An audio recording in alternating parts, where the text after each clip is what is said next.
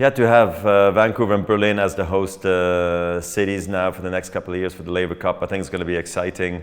Vancouver being on the West Coast, being huge sports fans. Obviously, we've seen it with the Olympics being hosted there. We're playing in the heart of the city. I think it's going to be a wonderful atmosphere just because of that. And then, of course, it's just a beautiful city in itself that everybody always wants to go visit. Berlin, a hip place, fun, different to a lot of the cities we know them in Europe. So I think being in Berlin, in the German market, I think is also an excellent choice and one I think we can all really look forward to.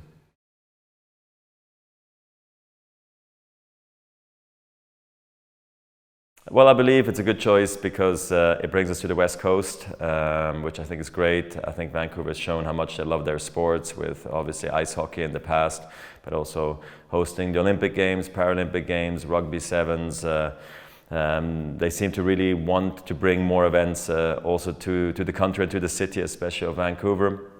Everybody around the world knows it as one of the most livable cities in the world as well, and it's always a city I wanted to go visit, so I think it's going to be a wonderful place for all the players and the fans to come to.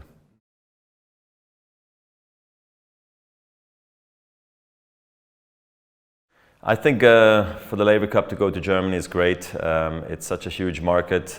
We forget sometimes how big it is. That's maybe also one of the reasons why I started to play tennis in the first place. You know, I was watching German TV always growing up with Becker, Stick, Graf and Huber. They had unbelievable players coming out of Germany, and they used to host also the World Tour finals for many, many years in Frankfurt and Hanover. And I think for tennis to come back in a different way in the Laver Cup format, I think it's going to be very exciting. I've only ever been to Berlin for a quick one-night stay there, once for the Golden Camera. So for me, it's personally very exciting to see the Laver Cup being played in Berlin. I think one of the coolest, hippest, best cities in Europe. So I think it's going to be a lot of fun for everybody.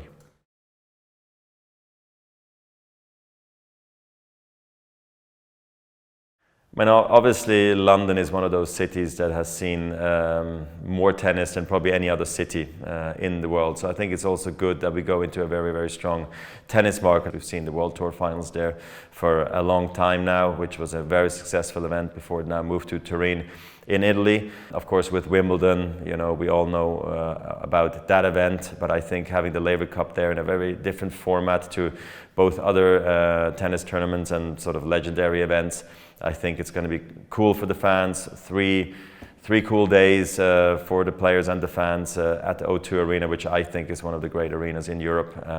So I think we can be very proud to be there.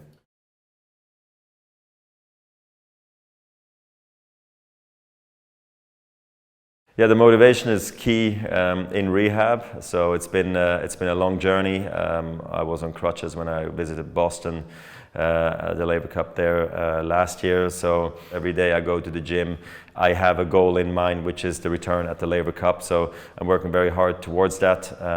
Would love to walk out on court and enjoy the atmosphere. That would definitely be a dream for me.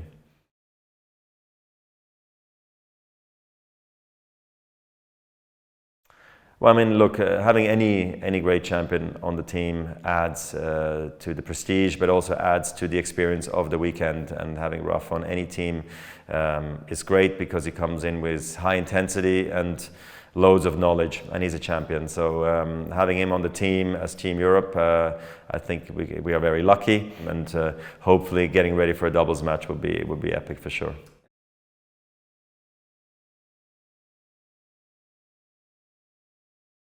Yes, I haven't seen Rafa. I don't know if I will see him, you know, before the Laver Cup. I've obviously been in loads of contact with him through the ATP, just, you know, trying to navigate through the difficult situations that we've seen, you know, with COVID and so forth, and the war now too. So, I mean, I'm looking forward to seeing him, you know, and obviously then finally being able to congratulate him in person as well, because that comeback in Australia was epic. The French Open victory again is incredible, and this is not the end for him. There's still, I'm sure, so much more coming, which I'm very happy for him.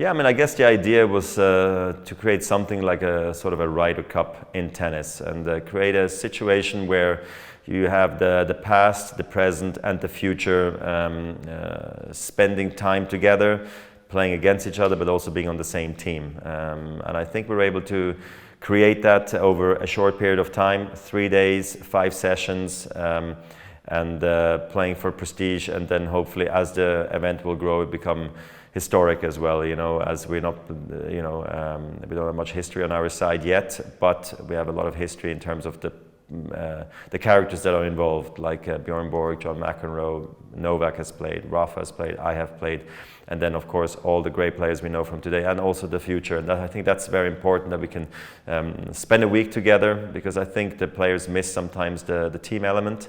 So that was an idea, so we can pass on the knowledge down, and that we can hear cool storytelling from the likes like Bjorn Borg and John McEnroe, and it trickles down and it just gets you excited for the game overall, and you should leave that weekend or that week with loads of motivation to go conquer the world, you know, in the tennis world. So I think that was really the idea.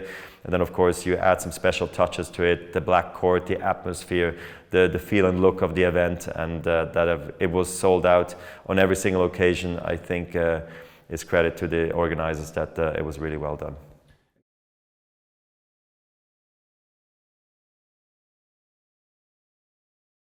Truly, I think that idea of having rivals become teammates, I think says it very nicely.